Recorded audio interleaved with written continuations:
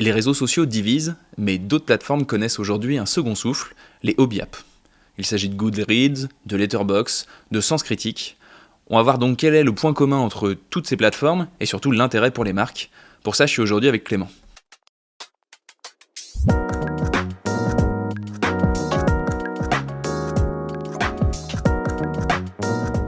Hello Clément, tu vas bien ? Ça va. Clément, tu es content manager à l'agence. Tu connais très bien donc les plateformes, les réseaux sociaux, mais pas que. On va aussi pas mal parler des hobby apps que tu connais très très bien. On va voir ensemble justement quel est un petit peu ce lien, cette complémentarité aussi entre ces plateformes très différentes. Et pourquoi aussi les réseaux sociaux, ils continuent d'être majeurs et massifs, connaissent un certain exode, ou en tout cas un certain essoufflement. Donc qu'est-ce qui amène ça aujourd'hui ? Au final, je ne sais pas si c'est les réseaux sociaux qui sont le miroir de notre société ou l'inverse, mais en tout cas, il y a un contexte Il y a aujourd'hui. une différence ? En tout cas, il y a un contexte aujourd'hui où notre société est divisée, en tout cas polarisée.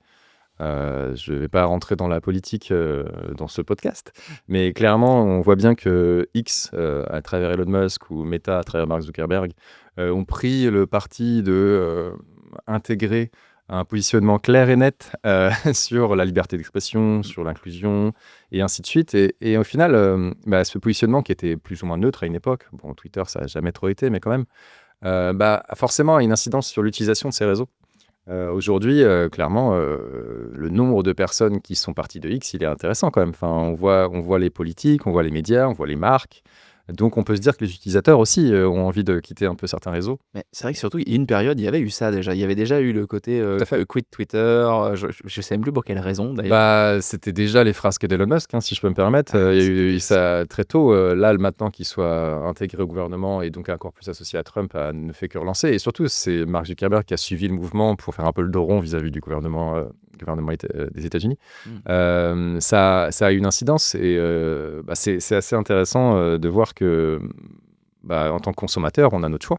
Et aujourd'hui, il se trouve que, vu qu'ils se polarisent d'un côté, il y a des réseaux de l'autre qui apparaissent, que ce soit Mastodon, qui est donc à l'opposé un peu de cette façon de penser les réseaux sociaux, avec quelque chose décentralisé, donc qui est avec une capacité de modération beaucoup plus communautaire, une approche sans algorithme. Pareil pour Blue Sky. Donc maintenant, on a un peu le choix en fonction de ses valeurs. Donc franchement, les réseaux sociaux, aujourd'hui, ils sont autant divisés. Donc ce qui fait qu'il y a une vague aussi de... pour les marques, j'en parle pas, c'est une catastrophe, c'est très compliqué de se positionner. Pour les marques, c'est pas évident. C'est quand même ça qui est nouveau. Il y a quand même des marques qui, ça y est, font le choix de quitter certaines de ces plateformes-là, ou en tout cas d'avoir une place. Ces marques-là, c'est qu'elles peuvent se le permettre encore, parce que malgré tout, aujourd'hui, c'est une audience qui est importante. Une marque qui va sur Blue Sky, si elle y va, j'en ai pas en tête, pour être honnête. Il va uniquement sur Blue Sky, je n'ai pas en tête. Poser la question de... Il y a des médias qui le font parce qu'ils ont vraiment un engagement qui est en lien avec leur ligne éditoriale. J'ai pas de marque en tête. Maintenant, il y a des marques qui sont autant, c'est un peu paradoxal, qui sont sur X et sur Blue Sky. C'est ça. En fait, maintenant, aujourd'hui, tu es obligé presque d'être partout pour t'adresser à tout le monde. Mais peut-être que c'est là où les marques devraient réfléchir, c'est peut-être s'engager, peut-être se définir. En tout cas, ça, c'est une partie de l'explication de pourquoi les réseaux sociaux sont un peu en crise. C'est cette situation contextuelle et politique, on va dire. Si on ajoute à ça la prise de conscience de la toxicité des réseaux sociaux, maintenant c'est une évidence. C'est un peu comme la cigarette à une époque, qui était bon pour la santé. C'est évident que les réseaux sociaux ne sont pas bons pour la santé. Et d'ailleurs, il y a le Financial Times qui a fait une étude là dernièrement qui montrait principalement, encore plus sur les 18-34 ans, que les réseaux sociaux avaient une incidence sur nos compétences mathématiques, sur notre capacité à avoir une pensée critique. Amoindri. Bon, ça a encore été, comme d'habitude avec la pandémie, exacerbé cette problématique-là parce qu'on lit moins et surtout parce qu'on scrolle à l'infini trop longtemps sur nos écrans et donc perte de capacité d'attention. Et la capacité d'attention, c'est la concentration, c'est ce qui est nécessaire pour apprendre, c'est ce qui est nécessaire pour réfléchir. Et donc, on devient de moins en moins intelligent, pour le dire de manière très polie. Mais la capacité à se focaliser...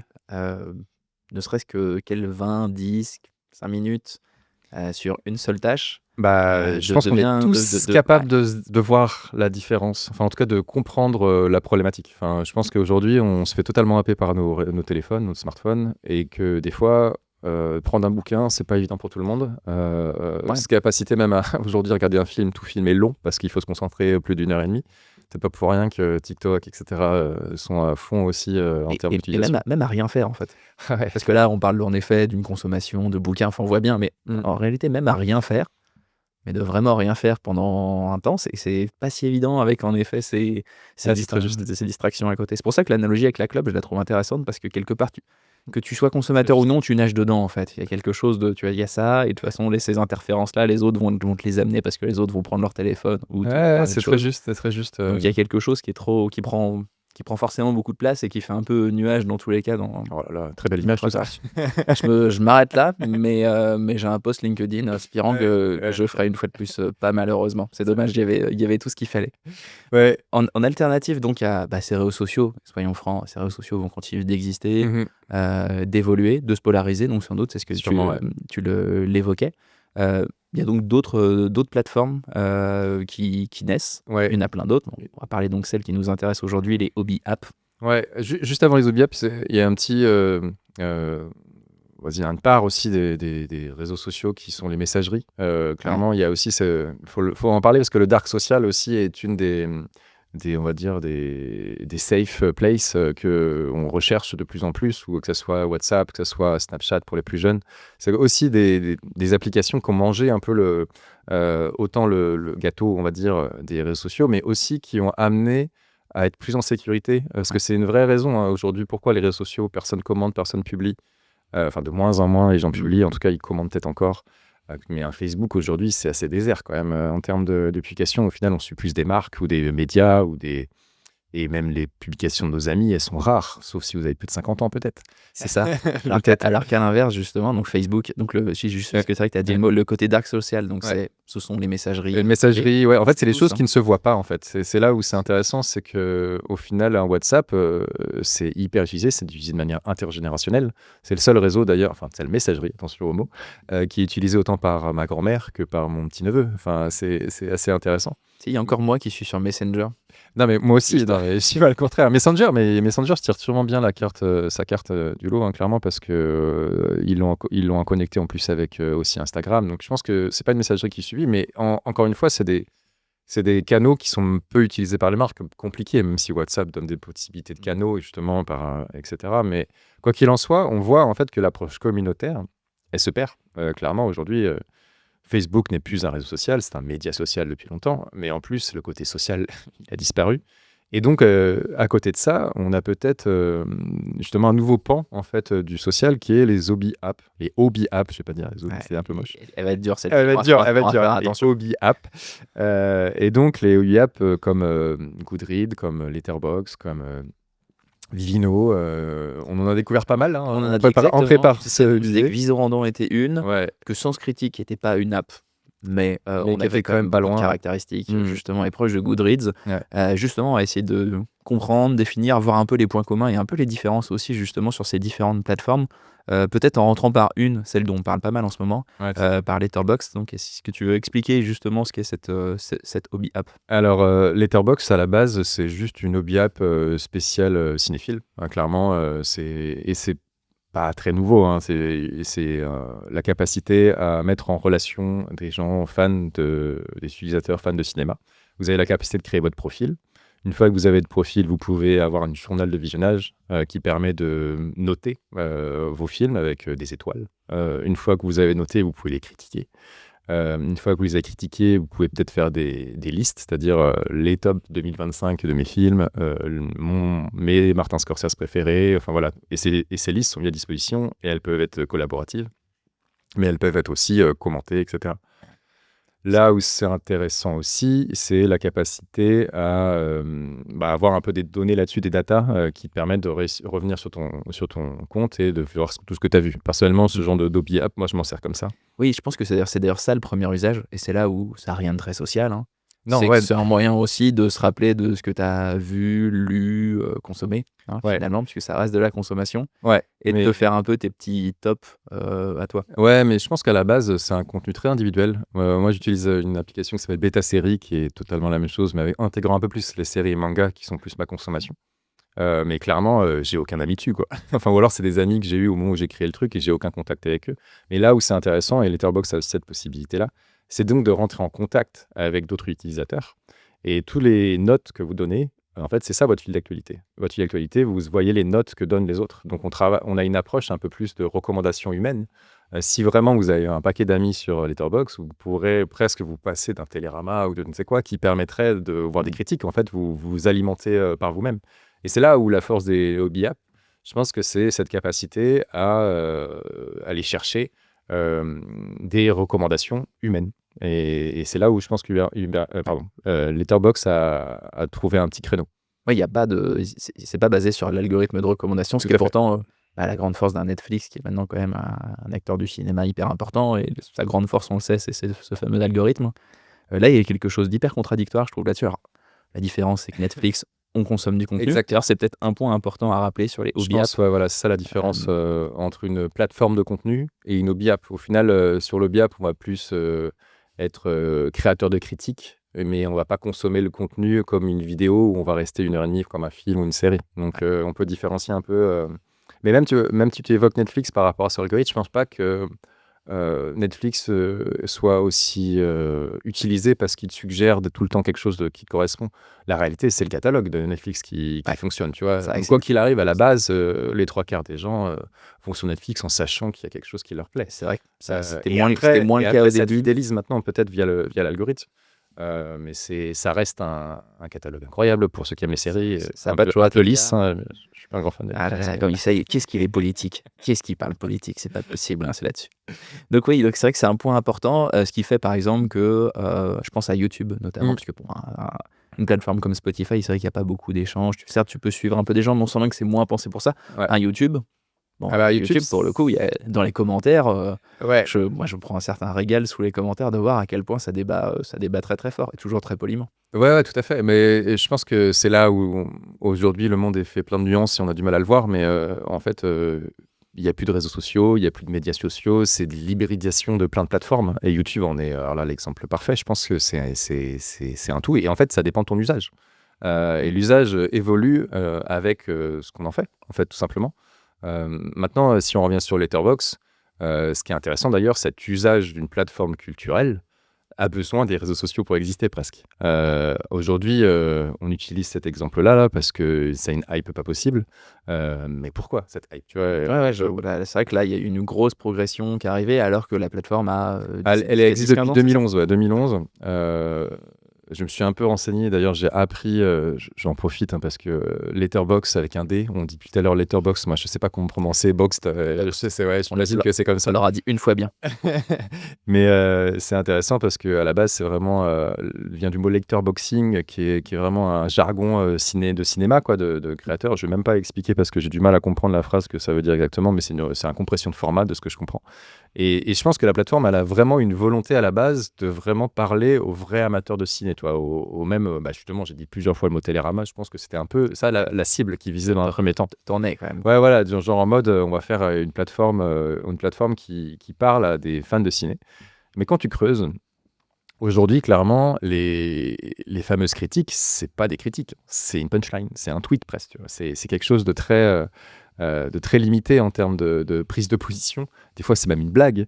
Mais oui, c'est marrant que les 2 cohabitent, tout à fait. C'est-à-dire que soit tu as des personnes qui se lancent en effet comme s'ils étaient payés pour faire une critique dans Télérama Exactement. et puis tu en as d'autres qui font, eux, un tweet, une vanne, quoi. Ouais, et je pense que malgré tout, le tweet la vanne, c'est typiquement celui qui récolte plus de likes, hein, parce que les critiques peuvent être likées. Et, C'est là où ça se rapproche d'un réseau social. exactement, exactement. Il y a cet élément social qui passe plus par. Mais d'ailleurs, c'est intéressant parce que c'est un réseau social public, vraiment. Là, on parlait des dark social tout à l'heure. Il n'y a pas de capacité à se parler entre nous sur Letterboxd. On ne peut pas parler directement en message privé à quelqu'un, mais on peut le faire en public. Et là, c'est tout l'intérêt de faire communauté. Tu vois, c'est la recherche vraiment. Tout se passe en public, un peu à l'image des forums. Ça veut dire ça, c'est-à-dire qu'aussi tu discutes sur un sujet. C'est le principe du Oui, forum tout à fait.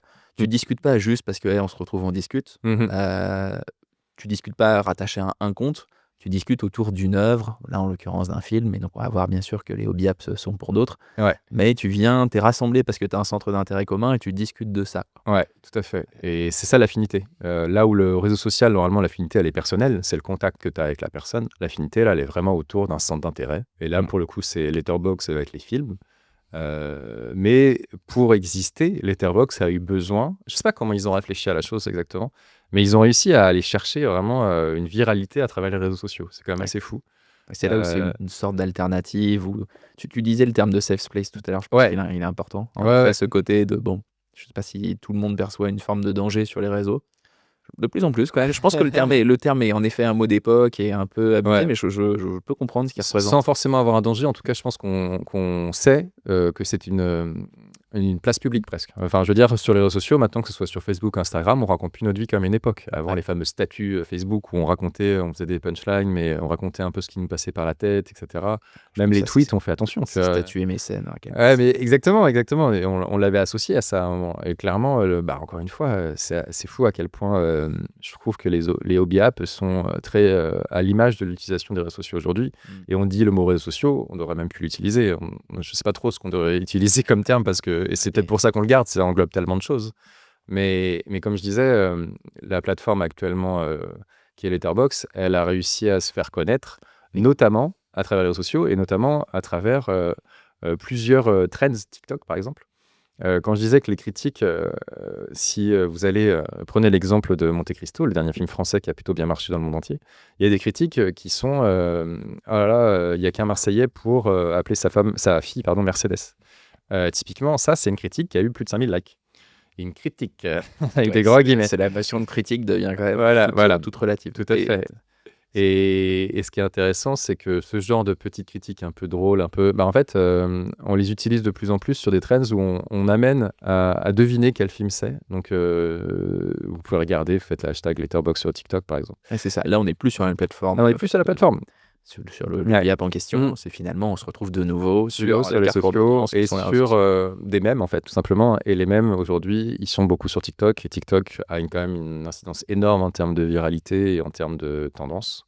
Et aujourd'hui, il y a plein de personnes qui vont essayer de te faire deviner un film. Ça a été loin, parce que je ne sais pas si tu te rappelles de Framed. En 2021, juste après le Covid, on te montrait un écran et tu devais deviner le film que c'était. Si tu faisais une proposition, tu avais un nouvel écran et ainsi de suite. Ah, ok. Moi, je joue beaucoup à ça juste après le Covid. Là, et en fait, aujourd'hui, tu as la même chose, mais c'est Guess Movie. Donc, on te propose une critique, tu fais une proposition, on te propose. Et donc, je veux dire, c'est d'ailleurs Combini qui a fait un article là-dessus dans sa dernière newsletter. Quand tu es dans Combini, ça veut dire que tu es hype. Ça y est. c'est un Peut-être que cap. tu te dégringoles un petit peu d'ailleurs. Ça commence à être un dépend, stade. c'est bien ce qu'elle a hype pour certains. Mais tout ça pour dire qu'effectivement, Letterboxd, je ne sais pas s'ils ont réussi à créer j'allais dire le mot buzz, j'ai failli m'arrêter, mais je le dis quand même, en pensant aux réseaux sociaux, ou s'ils ont mis en place ce genre de propositions pour que derrière, ça soit viralisé. Comme leur fameux 4 films. Quand on arrive sur Letterboxd, on doit configurer notre compte, et une des configurations du compte, c'est donner vos 4 films préférés. En tant que cinéphile, c'est une horreur. Et ça, je ne sais pas s'ils le savent, mais en tout cas, ils en jouent. Et c'est intéressant parce que dans tous les festivals de cinéma, ils vont voir les différents réalisateurs, les différents acteurs, et ils nous demandent c'est quoi votre 4 films préférés. Et tu as les réactions de tous les réalisateurs et acteurs qui font oh là là, c'est trop difficile. Mais bizarrement, ils les sortent les 4 comme s'ils les avaient préparés d'ailleurs. Je ne m'attendais pas du tout à recevoir cet Oscar, j'ai rien préparé. Exactement.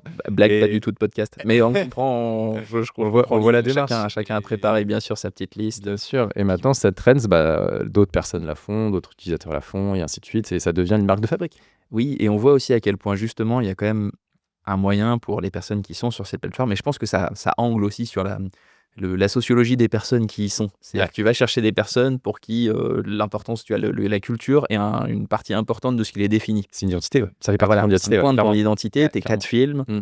qui apparaissent du coup, en effet, si j'arrive sur ton Letterboxd, Profil, ouais. donc je vois ces 4 films, quelque chose de j'en sais déjà beaucoup. D'ailleurs, la preuve, c'est les plateformes de rencontres l'ont bien compris. Mais C'est tellement. souvent des choses qu'on met en avant, c'est un point important pour certains, pour d'autres pas tant que ça.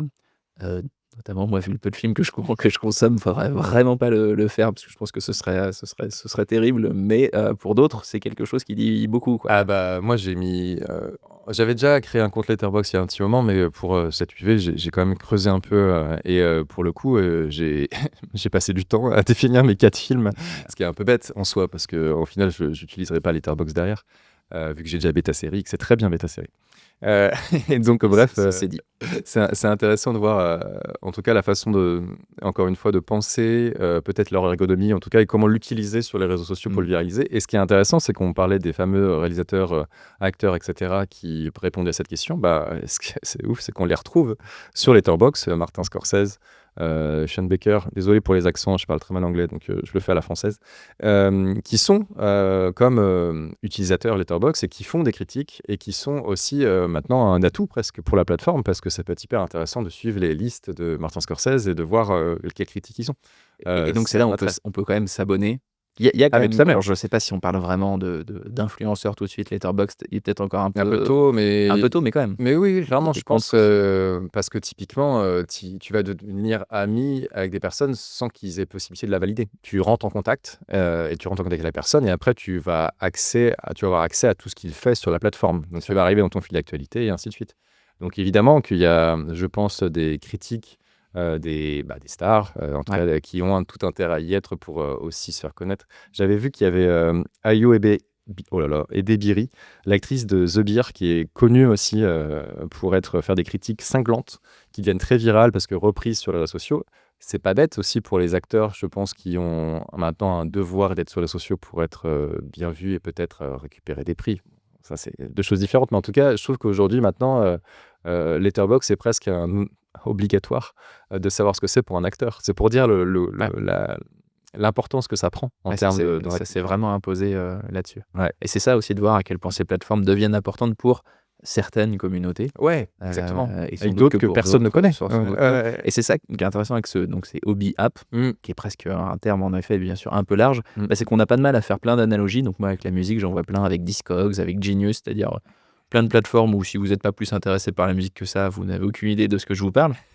Et donc c'est des plateformes rattachées à la musique. Tu as évoqué Sens Critique, qui est très cinéma, mais qu'on peut aussi retrouver sur la musique. D'ailleurs, c'est très bien aussi les tops de liste. Visorando, donc sur tout ce qui peut être randonnée, qui là aussi est presque un forum, mais tu as quand même ta page, t'as tes randonnées. Il y a Vivino, surtout, je trouve assez proche de ça. Parce que finalement, les vignerons sont dessus. Alors, donc Vivino, c'est le vin. Ouais, tout à fait. La seule différence, c'est que c'est presque une marketplace, tu peux acheter directement Tout à des fait. bouteilles de vin dessus. C'est encore un cas particulier. Par contre, tu peux aussi vraiment suivre des gens et donc il y a des personnes qui sont œnologues, sont reconnues et sont quand même vraiment suivies. Ça se la pète un petit peu quand même en ouvrant des bouteilles qui coûtent un petit peu cher et en mettant des commentaires aussi en dessous. Enfin, il y a quand même quelque chose ici, à la fois pour des professionnels finalement où ça devient un outil important pour évoluer dans sa carrière. Et puis aussi, en effet, on commence à l'évoquer, il y a quelque chose où c'est une manière de valoriser un peu sa passion. Ah mais totalement. Il y a de ça quand même. Il y a un rapport à la data et à la gamification de cette data qui est incroyable parce qu'on se prend au jeu. Que ça soit je trouve que Vino est très bien amené parce que même si on se prend au jeu, et je pense que il y a une réalité de vouloir montrer à quel point on s'y connaît sur toutes ces plateformes. Mais là où c'est intéressant, c'est que les plateformes se servent aussi de la data pour notamment, par exemple, savoir quel cépage tu aimes et donc te conseiller derrière. Et c'est là où je trouve qu'il y a une bonne alternative entre j'ai un capital culturel, regardez à quel point je suis intéressant, que je suis cinéphile ou je suis un futur œnologue, mais aussi je m'y retrouve en tant que spécialiste, en tout cas en tant que mon centre d'intérêt se nourrit à travers cette plateforme. Donc c'est aussi à toi de savoir comment tu veux t'en servir. Et donc c'est là où il y a de la recommandation. Oui, tout à Et fait. ça fait partie de la valeur aussi que tu viens chercher. Tu as ton petit historique de ce que tu as bu. Et ça te pousse aussi des choses, quoi. Ouais, tout à fait. C'est pour ça qu'on voit bien que selon les plateformes, il y a quand même des dénominateurs communs. On vient pas nécessairement consommer, on vient plus commenter. Ouais. On a sa page à soi, mais on se retrouve surtout auprès de centres d'intérêt, donc d'un film, d'une bouteille, d'un film. Et c'est à ce carrefour-là, comme un forum, où on va quand même surtout échanger. Tout à fait. Il y a un petit élément qui est intéressant, c'est aussi l'absence d'algorithme. Clairement, c'est la recommandation qui est humaine qui va te faire permettre de choisir ta consommation en fonction de son intérêt. Et c'est quelque chose qui nous paraît presque aberrant aujourd'hui, mais un réseau social, à la base, il n'y a pas d'algo. Facebook, il y a 10 ans, MySpace, il y a 20 ans peut-être. Voilà, là, faut pas parler d'années parce que sinon ça va nous vieillir. Non. Mais clairement, tous ces réseaux sociaux, ils avaient un profil qui permet de rentrer en contact avec une personne et on avait dans notre fil d'actualité les infos de cette personne. Aujourd'hui, nous sommes face à des médias sociaux qui vont être en lien avec votre consommation. Si vous regardez une vidéo de chat ou une vidéo de sport, vous allez avoir, surtout sur TikTok par exemple, c'est l'exemple même qui est très frappant, vous allez avoir une flopée de vidéos qui ressemblent à ça. Ouais. Bah alors, justement, parce que TikTok est quand même une rupture pour moi on te pousse beaucoup de contenu que t'as pas eu besoin de suivre. Tout à fait. Moi, c'était presque perturbant quand c'est arrivé, le Ouais, côté tout à de fait. dire, mais j'ai C'est presque- devenu une norme. Voilà, je vois Ouais. des gens, enfin, je vois du contenu que j'ai pas suivi ces personnes-là. Tout à fait. Bon, ça a toujours un petit peu existé, ne serait-ce parce qu'assez vite, il y a eu de la pub là-dessus, mais quand même, il y a qu'un moment, Ça change beaucoup la donne quand je même. me souviens parce que c'est plus récent, c'est LinkedIn. Pendant Ouais. longtemps, LinkedIn, les gens avaient tous un compte, mais personne postait. Tout à fait. Et donc, tu voyais plus ou moins tout.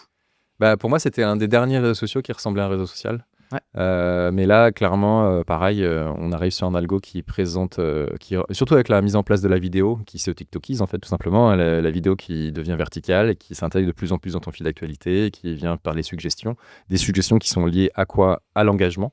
Et c'est là où c'est intéressant, c'est Obiap, au final, elle se base pas forcément sur la capacité engageante. Bon, évidemment, sur un film, vous allez avoir les commentaires les plus likés si vous allez sur la page du film.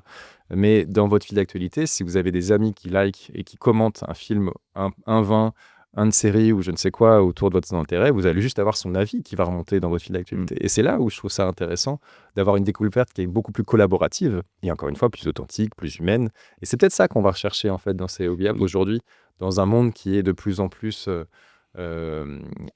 complexe et deux, avec le mot IA qui arrive toutes les 5 secondes. Ouais. Donc l'algorithme est une IA au Un final. algorithme est une IA, une IA qui a encore quelque chose de magique parce que nouveau. Mais oui, et notamment ces listes qui pour moi est quelque chose.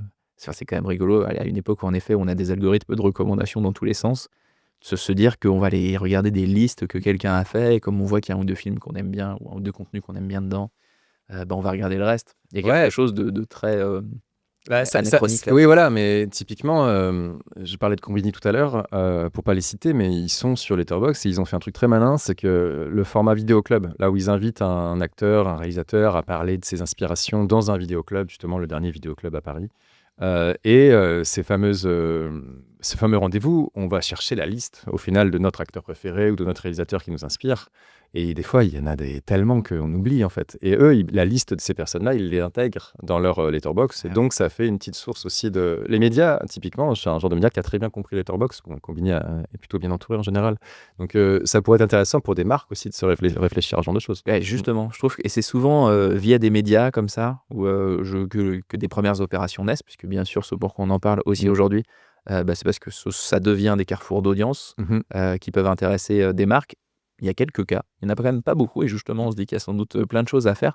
Comment aujourd'hui les marques donc, ont réussi un petit peu à approcher ces Obiap? Eh ben, c'est évidemment la question qu'on s'est posée en premier quand on a commencé à réfléchir à cette UV. Là où il y a une première réponse qui peut être donnée, c'est bien évidemment de réfléchir à qui sont les personnes sur ces différentes plateformes. Prenons l'exemple de Letterboxd. J'ai vu qu'il y avait un chiffre, c'était 68% de l'audience Letterboxd a entre 18 et 34 ans. Donc on peut dire, la grande question, c'est où sont les jeunes aujourd'hui sur les réseaux sociaux? Donc on pourrait réfléchir de se dire que certaines Obiap déjà ont des chiffres d'audience, donc on pourrait aller se rapprocher d'eux par rapport à ça. Maintenant, moi, je te rejoins sur un autre UV où tu as évoqué le marketing générationnel qui était de plus en plus complexe et pas forcément adapté à notre époque. Là où c'est intéressant, c'est qu'aujourd'hui, si on connaît la génération, on va dire, la question de savoir quelle génération est sur Letterboxd, c'est presque pas vraiment intéressante. La vraie question, c'est comment capter l'attention des passionnés de cinéma. Et bah, Letterboxd, c'est une info. Enfin, Letterboxd, c'est une solution par rapport à ça. Alors certes, on pourra difficilement, aujourd'hui, c'est peut-être à créer une passerelle entre du contenu, par exemple, intégré à Letterboxd ou une campagne intégrée à Letterboxd, mais rien n'empêche de faire une campagne de programmatique. On peut cibler les gens qui ont Letterboxd sur leur téléphone avec une campagne qui toucherait une marque qui s'associe à un film, etc. Ça pourrait être une manière de se faire. Ouais, surtout que je trouve que il y a assez peu de marques qui finalement vont avoir un intérêt à aller chercher juste des passionnés de cinéma. C'est-à-dire que tant que tu le prends sous cet angle-là, tu te dis, Exactement. Finalement, à part si tu vends un film, ça va intéresser Ben voilà, personne. à part suivant. Bon, déjà, il y a un premier point, on l'évoquait, c'est qu'à première vue, si tu as ce rapport-là au cinéma et plus globalement à la culture. Déjà, je trouve qu'en termes de sociologie, tu vas chercher des personnes pour qui ça a quand même un intérêt Intéressant. de devoir se définir à travers la culture. Mmh. C'est pas le cas de tous. Tu Mmh. peux aller chercher d'autres médias. Mon avis, de se dire, est-ce qu'on fait une OP avec, on parlait la dernière fois par exemple de sponsoring sportif. Mmh. Bon, bah, c'est un autre rapport à la culture. Je pense que tu n'as pas ce même rapport de définition personnelle comme ça. Tu le Ah, mais retrouves, c'est sûr. tu le retrouves ailleurs ou d'une autre manière. Donc là, c'est le premier point. Et puis surtout, à travers ces médias-là, qui en plus sont très larges, le cinéma, mais on pourrait faire la même chose avec la musique ou autre, Mmh. bah, je trouve que tu peux avoir d'autres passerelles et aborder d'autres sujets. Je trouve que c'est ce qu'a plutôt bien fait, par exemple, la Massif avec Sens Critique, Tout à fait. de faire une opération, on va parler santé mentale, mais en passant par le cinéma. Et je pense à une autre marque aussi qui l'a fait avec Sens Critique. Bah, L'Oréal, Qu'on a évoqué, je sais c'est que ils ont mis en place, en fait, L'Oréal a mis en place un programme qui s'appelle Stand Up, où en fait c'est une campagne Stand Up. C'est un site qui met en avant en fait toutes les problématiques d'agression sexuelle, et ils sont passés par l'analyse de la série Sex Intention. Et ça encore, c'est très malin d'aller chercher un film aussi et une communauté autour Sex Education. Je dis Sex Intention. Merci, j'ai des petits voix dans l'oreille. Et donc, c'est intéressant de voir qu'en fait, on a une approche qui allait chercher une audience en passant notamment par la communauté de Sens Critique. On n'est pas sur la plateforme, on va être plus sur l'Instagram, etc. Et puis, on va aller chercher aussi un intérêt culturel, qui est donc la série, pour aborder un sujet qui touche tout le monde et trouver une manière d'intégrer la marque. Parce qu'à la base de L'Oréal, bon, certes, ça a sûrement une audience un peu plus féminine, mais ils n'avaient pas forcément à prendre la parole là-dessus. Et ils l'ont fait de manière très intelligente, en s'associant justement avec Sens Critique. Et je pense que c'est là aussi, c'est intéressant de s'associer avec des plateformes culturelles. Ils ont une démarche qui peut être un peu plus créative que d'autres. En tout cas, on réfléchit peut-être à une manière de se dire, notre audience, elle est qualifiée, on sait par quoi elle est intéressée. Donc peut-être que on peut pas faire de la pub, genre regardez mon dernier rouge à lèvres. Je pense que c'est pas ça la démarche qu'il faut Ouais, faire avec ces communautés-là. tu as travaillé l'image aussi. Exactement, donc tu as une approche qui peut être un peu innovante, et je pense qu'il y a beaucoup de choses à faire de ce type-là sur les hobby apps, et on est vraiment qu'au début en plus. Oui, et c'est pour Clairement. ça, je pense que beaucoup de marques n'y pensent pas, parce que te limiter et te dire je vais aller chercher que des fans de cinéma, que des fans de randonnée ou ce genre de choses, bon, bah, si tu vends un film ou du matériel de randonnée, tu vois bien le lien. Sinon, il y a quelque chose qui peut sembler un peu restrictif, alors qu'en fait, c'est aussi de rentrer par la passion des gens pour ouvrir parfois des sujets qui sont plus larges. Bah, tout à fait, et je pense qu'aujourd'hui, clairement, 50% du business model de ces différentes hobby apps sont liés à des marques qui sont en lien avec leur centre d'intérêt. C'est-à-dire que c'est beaucoup de cinéma. MK2, je crois, est partenaire de Letterboxd. Goodreads appartient à Amazon, qui vend donc beaucoup de livres, etc. Donc pour l'instant, il y a une réalité par rapport à ça. Mais là, on a vu un exemple avec Strava et SPA, qui invitent notamment à l'occasion d'une première course solidaire à faire un relais de la SPA, l'association qui donc a lancé un club Strava sur l'application. Et pour marquer le coup, ils ont invité en fait la communauté à afficher leur amour pour les animaux en dessinant des chiens, des chats, etc. Ah oui, le grand classique. Le de grand Strava, classique, la voilà. carte est dessinée avec les Exactement, parcours. exactement. Ça, il y a le petit gimmick propre à la plateforme. SPA, au final, pas forcément lié au final avec la course. Et ils ont réussi à trouver un bon crossover qui est pas mal. Tu vois. C'est vrai qu'on l'a pas évoqué Strava, mais parmi les marques où il y C'est vrai. il y a la petite compète personnelle, il y a le côté très data porn où tu es content aussi d'avoir tes stats très personnalisés, ton historique. Strava est un bon exemple aussi, qui sort un peu du champ purement artistique, en fait. Tout à fait. C'est intéressant de voir qu'il y a, C'est marrant, à une époque, Strava, j'avais tous mes potes qui partageaient leurs courses sur Facebook. Et je me rends compte, en parlant maintenant, que c'est plus le cas. Comme si, justement, encore une fois, la publication Facebook est devenue un peu has-been. Alors, certes, je vieillis, mais au final, ça montre aussi, encore une fois, l'utilisation des réseaux sociaux qui se perd. Mais par contre, en fait, on nourrit notre capital ego, on va dire, sur les plateformes directement aussi. Parce que typiquement, ces potes, ils sont sur Strava et je les vois courir tout le temps. Et je les vois me mettre à l'amende. Mais malgré tout, ils n'ont plus besoin de le faire sur Facebook, en fait, maintenant. Ouais, Parce que justement, et les communautés, elles sont intégrées à Et ces est-ce que plateformes. tu as regardé si sur leur LinkedIn, ils mettent leur Strava? Ça, c'est l'étape un peu ultime, mais qui montre bien aussi qu'il y a, comment dire, que c'est un moyen de valoriser un peu son capital culturel et qu'il y a des passerelles, en fait, à la fois donc, pour les marques, pour les médias, entre les réseaux sociaux d'un côté et de l'autre côté, c'est hobby app, et aussi pour les individus qui s'en servent un peu pour valoriser leur passion. Bah, il y a une part. En fait, LinkedIn, c'est une très bonne question parce que s'il y a bien un réseau, on va dire le réseau social encore, de personal branding, c'est bien celui-ci, LinkedIn. Et donc, aujourd'hui, le personal branding amène à à se parler de son travail sans forcément que parler de son travail et donc de qui vous êtes. Et donc, au final, est-ce qu'une hobby app ne définit pas encore mieux qui on est? Donc, à quand des propositions de publication autour de Strava, autour de Letterboxd? Ça va venir, je pense. C'est peut-être un truc qu'on pourra regarder dans un an. Est-ce que... Dans quelques années, quand on va faire des entretiens d'embauche et on va nous demander notre top 4, notre Goodreads et notre Strava pour nous recruter, ça va nous faire tout drôle. C'est Ouais, sûr. qui sait, je pense qu'on est peut-être, on va peut-être viser juste là. Bon, en tout cas, il y a plein de choses à imaginer et pour les individus, les créateurs de contenu, les médias, mais bien sûr surtout pour les marques. On le voit bien, pour ouvrir plein de sujets, aller chercher des communautés bah, qui sont déjà là et surtout qui sont passionnés. Donc, de ce que je comprends, tout est à imaginer un peu dans les prochains mois. Ouais, c'est vraiment on va dire la conclusion qu'on peut faire suite à cette UV. On a vraiment, d'ailleurs, c'est marrant, on a fait cette UV en public au sein de The Links Ouais. et on a eu pas mal de questions justement aujourd'hui, comment on travaille avec ces genres de plateformes. Nous, on a pu contacter déjà Strava au sein de The Links pour proposer une OP. Bon, l'OP, c'est pas faite, mais en soi, on voit bien qu'il y a une ouverture et il y a une possibilité de co-créer. Et c'est là où ça peut être excitant aussi, c'est qu'il y a tout à faire. Il n'y a pas d'offre sur l'étagère encore clairement établie, mais il y a une ouverture. Et ça, s'il y en a qui sont intéressés pour travailler avec nous, bah, Nous, ça nous intéresse en voilà. effet. Exactement. Bon, bah, l'appel du pied est bien là, bien fait. Clément, merci beaucoup. On Merci à toi. suit tous ces sujets d'évolution des plateformes, d'évolution des communautés qu'on a pu évoquer il y a quelques temps, et donc maintenant des hobby apps de près. Merci beaucoup. Merci à toi. Et merci à vous d'avoir suivi ce podcast. Vous pouvez retrouver tous les podcasts UV sur notre site thelinks.fr. À bientôt.